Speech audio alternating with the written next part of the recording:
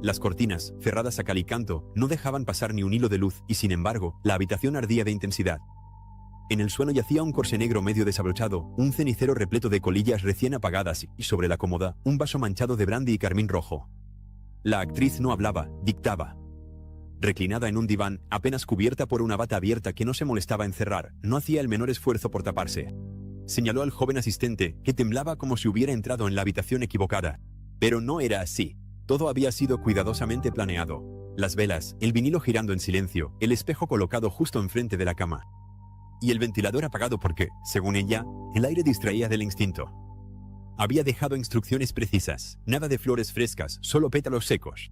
Las sábanas debían ser blancas, pero arrugadas, como si ya hubieran sido usadas. Exigía que la habitación pareciera una escena a punto de estallar. Y cada vez que gritaba «acción», no era para las cámaras. Era el comienzo de algo que nadie, ni siquiera sus amantes más obedientes, podía predecir. Porque en el viejo Hollywood, muchas actrices sabían actuar, pero en la cama, ellas dirigían. Dormía apenas 2 horas por noche. El resto del tiempo lo dedicaba a leer poesía para adultos, preparar infusiones con nombres impronunciables y convocar amantes como si estuviera eligiendo actores secundarios para una obra que nunca terminaba de escribir.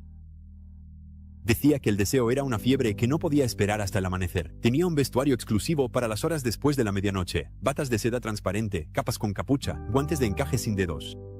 En su cama, exigía un silencio absoluto, pero no por timidez.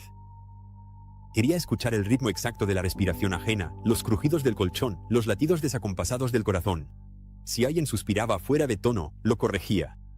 Uno de sus amantes, un poeta que llegó borracho, acabó llorando después de que ella lo dejara solo, desnudo, encerrado con un espejo y una nota.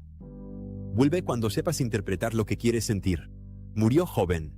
Algunos decían que fue por las drogas, otros culpaban a demasiadas escenas sin finales felices. Nada en su habitación era casual. Los cojines estaban dispuestos en forma de cruz, las velas alineadas según las cartas del tarot. Sus amantes entraban como si cruzaran un escenario maldito. Sin hablar, sin contacto visual directo, sin perfume barato, Ola supervisaba cada detalle. Una vez, hizo que un amante repitiera su encuentro porque la música no coincidía con el momento en que ella pensaba gemir. Pedía guantes negros, zapatos puestos y que un piano tocara el liebestod desde la habitación contigua. No permitía que la tocaran a menos que antes le recitaran un poema. Si el poema no era lo suficientemente bueno, la puerta se abría. Y el amante, como muchos antes, se marchaba sin entender si lo que acababa de ocurrir era un rechazo o simplemente una audición fallida. Decían que Mark aún permanecía en sus suelos, donde cada escena se había ensayado hasta el extremo de la obsesión. Ella era fuego, pero no uno cálido, un incendio. Lupe no amaba. Atacaba. Exigía altas temperaturas en la habitación. Ventiladores apagados, luz roja tenue y una botella de tequila en la mesilla de noche, aunque no siempre la bebía. A veces solo la usaba para mojar los labios de su pareja. Le gustaban los actores musculosos, pero no por su físico. Decía que aguantaban más tiempo antes de rendirse. Una vez hizo que un director extranjero leyera sus propias críticas mientras ella montaba su espectáculo privado sobre una alfombra de piel. Nadie supo realmente lo que ocurrió aquella noche, solo que al día siguiente, él no podía mirar a nadie a los ojos en el set. Lupe siempre decía que el cine era una mentira, pero la cama no, y por eso, en la cama, dirigía sin guión, pero con todos los efectos especiales. La rubia platino tenía fama de devoradora de hombres, pero lo que ocurría tras sus puertas no tenía nada que ver con escándalos fáciles. Era un teatro íntimo, donde cada objeto tenía su papel. En la habitación, siempre tenía que haber hielo en una cubitera de plata, una radio antigua encendida sin volumen y un aroma dulce flotando en el aire, una mezcla de gardenia y sudor fresco. Pedía leche caliente de antemano, no para beberla, sino para olerla. Decía que le recordaba a la infancia o a sueños que la dejaban temblando. Sus amantes no podían usar palabras como amor, cariño o novia. La única frase permitida era, lo que tú digas, hazlo. Tenía una cama con un espejo en el techo, no por vanidad. Afirmaba que necesitaba verse a sí misma para creerlo. Una vez, un productor intentó besarle los pies. Ella lo detuvo, susurrando, si no sabes cómo mirar a una diosa, no te arrodilles. Al día siguiente, él abandonó el proyecto. Nunca se quitaba toda la ropa de una vez, todo ocurría en secuencia. Primero los guantes, luego el sombrero, después un largo silencio en el que no pasaba nada hasta que pasaba todo. Insistía en que su cama estuviera cubierta con terciopelo azul oscuro, aunque sabía que eso le provocaba alergia. Le gustaba estornudar antes de hacer el amor, decía que rompía la tensión y dejaba a su pareja en desventaja. Exigía discreción a sus amantes, pero también una actuación teatral. Muchos la describían como fría y distante, como si todo fuera solo un ensayo. Pero quienes cruzaban su puerta conocían otra historia. Les hacía repetir frases como si fueran líneas de un guión, corrigiendo su tono, las pausas, la respiración. No buscaba placeres, perseguía escenas perfectas. Y si no se emocionaba, terminaba la noche con las luces encendidas y un gesto que lo decía todo. El espectáculo había terminado. Afuera, la mansión parecía un templo en ruinas. Dentro, era un escenario para una ópera maldita. Las cenas comenzaban en silencio y los invitados recibían máscaras al entrar. Nadie hablaba. Nadie hacía preguntas. Cuando Ala elegía, simplemente tomaba a su acompañante de la mano y lo conducía a una habitación donde nada era lo que parecía. No solo quería hacer el amor, exigía una interpretación. Una vez, hizo que un escritor improvisara un monólogo sobre la traición mientras ella se desnudaba sin mirarle. Cuando terminó, ella lo abrazó exactamente durante 1 minuto y luego lo echó. A otro, un joven pianista, le hizo jurar que debía tocar un nocturno entero mientras ella le rodeaba como una sombra, olfateando su cuello y tomando notas en un cuaderno. Esto no es lujuria, dijo una vez, es arquitectura emocional. A la mañana siguiente, todo volvía a estar en orden, como si nada hubiera ocurrido. Pero, sin duda, las paredes lo recordaban. No necesitaba ser deseada, necesitaba ser resistida. A los 60 años, tenía más energía que cualquier veinteañero y más normas que un manual militar. Su primera exigencia, hazla reír. Si no conseguías sacarle una buena carcajada en los primeros 5 minutos, la noche no ocurriría. Su camerino tenía un columpio reforzado, no como un capricho infantil, sino porque decía que el vaivén activaba su inspiración. A veces pedía a sus acompañantes que la siguieran en una breve coreografía con música en directo. Otras veces, les hacía improvisar un número de vodevil, chistes malos incluidos. La excitaba lo absurdo, lo burlesco, lo impredecible. Un doble de acción que una vez pasó la noche con ella en su suite contó que tuvo que vestirse de vaquero y recitar poesía cursi mientras ella comía helado, desnuda, encima de un piano. No soy mujer, decía Mai, soy un espectáculo portátil. No pedía flores, ni bombones, ni palabras dulces. Quería testigos, literalmente. A veces, sus encuentros incluían a una tercera persona que no participaba, solo observaba. Decía que eso la hacía sentirse más viva que en cualquier estreno. Su cama estaba dispuesta como un plató de cine. Sábanas rojas, luces de camerino y una silla colocada estratégicamente a los pies del colchón. Para los críticos, bromeaba, pero no era una broma. Los rumores más extraños la rodeaban como moscas alrededor de un foco, que exigía aplausos después, que una vez se puso una máscara de payaso durante un momento íntimo solo para ver si la otra persona podía mantener el tipo. Cuenta la leyenda que un famoso galán huyó de su habitación envuelto en una sábana, descalzo y llorando.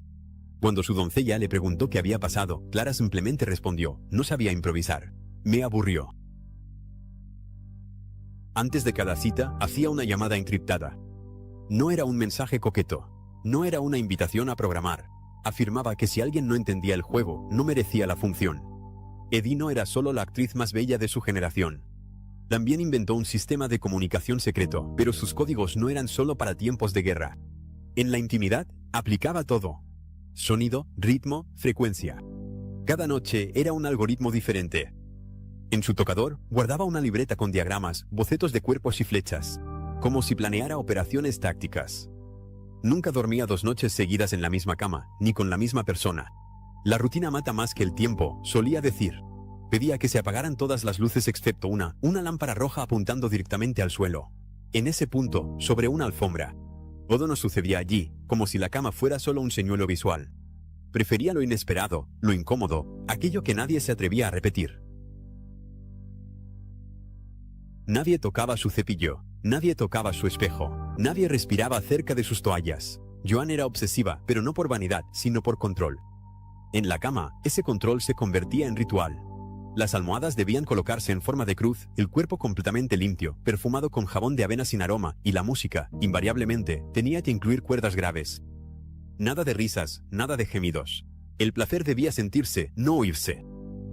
Una vez, uno de sus amantes encendió un cigarrillo después. Ella lo apagó en la colcha, le miró a los ojos y dijo, esto no es una película. Era una escena eliminada. Días después, él desapareció del estudio sin dejar rastro. Joan no quería amor. Ella quería perfección, y cualquiera que se desviara del guión era eliminado del reparto. Parecía frágil, como una de esas figuritas de porcelana que nadie se atreve a tocar, pero detrás de la puerta la historia era otra. Pedía que en la habitación solo hubiera una bombilla encendida, apuntando a una pared blanca. Sobre esa pared proyectaba sombras, no películas, sombras. Jugaba con la luz y los cuerpos como si todo fuera una ilusión. Pedía a sus amantes que hablaran en voz baja, como si confesaran algo prohibido. No le gustaban los besos, le gustaban las promesas rotas. A veces les hacía desnudarse lentamente, no para sus ojos, sino para que sus siluetas bailaran en la pared. Una vez hizo que un actor famoso escribiera su fantasía más oscura en la espalda de un fotógrafo y luego la quemó mientras la leía. No me emociona que me desees, dijo. Me emociona que no sepas qué hacer con ese deseo. Lo primero que pedía era que las ventanas quedaran abiertas, incluso en invierno. Decía que necesitaba oír respirar a la ciudad para sincronizar su cuerpo. A veces, colocaba una copa de vino en cada esquina del cabecero de la cama, no para beber, sino como símbolos. Los puntos cardinales del deseo, murmuraba. Nunca permitió que nadie la desnudara. Cada prenda se la quitaba ella misma, con gestos lentos y teatrales, como si la intimidad fuera una obra de teatro para una sola actriz. Una vez, exigió a un joven dramaturgo que recitara el monólogo final de su obra mientras se arrodillaba sobre pétalos secos. Cuando él tartamudeó, ella se levantó, envolviéndose en una sábana como una diosa griega decepcionada, y dijo, la pasión no tolera errores de dicción. Al día siguiente, él abandonó su carrera. Miriam no buscaba compañía, buscaba devoción teatral. Tenía fama de dulzura, de elegancia en el hablar, de movimientos gráciles. Pero en la oscuridad de su habitación, lo que exigía era de una precisión brutal. Antes de cada encuentro, dejaba una partitura musical sobre la cama, notas sin letra, silencios marcados en rojo. Decía que el cuerpo era un instrumento, y que quien no supiera tocarlo debía quedarse en el coro.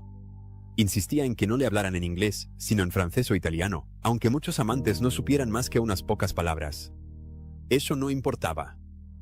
Lo que importaba era el tono, el susurro, la emoción de no comprender del todo lo que se decía. En una ocasión, escribió con pintalabios en el espejo, no quiero que me desees. Quiero que te pierdas. Cuando su acompañante le preguntó qué significaba, ella lo giró hacia el espejo, le besó el cuello y desapareció de la habitación. Lo dejó solo, en silencio, con su reflejo temblando. Su rostro angelical ocultaba tormentas. Le fascinaban los objetos que nadie asociaría con el placer. Un guante de cuero gastado, una silla de barbero, una cuerda de terciopelo. Cada noche presentaba un inventario diferente. Tenía un baúl en su armario, lleno de recuerdos teatrales, máscaras, relojes de arena, fotografías recortadas de revistas extranjeras. Antes del primer roce, pedía a su pareja que le leyera una historia, susurrándole al oído. Podía ser una fábula infantil, un cuento de hadas oscuro o un texto religioso. Le encantaba sentir cómo su voz temblaba al adentrarse en territorios ambiguos. A veces, lloraba al final no por tristeza, sino porque decía que era la única manera de saber que la escena realmente había alcanzado su clímax. Una vez pidió a un amante que rezara con ella antes de tocarse. Cuando él se negó, ella le acarició suavemente la mejilla y dijo, no todo el mundo está preparado para ver a Dios a través de la carne. Y mientras el mundo los recordaba por sus ojos, sus vestidos o sus escándalos públicos, lo verdaderamente inolvidable permanecía encerrado en los rituales que exigían en privado. No era lujuria, era control, era arte, era poder. ¿Y tú? ¿Cuál de estos secretos crees que nunca debería haber salido a la luz y cuál simplemente no podía permanecer oculto en las sombras?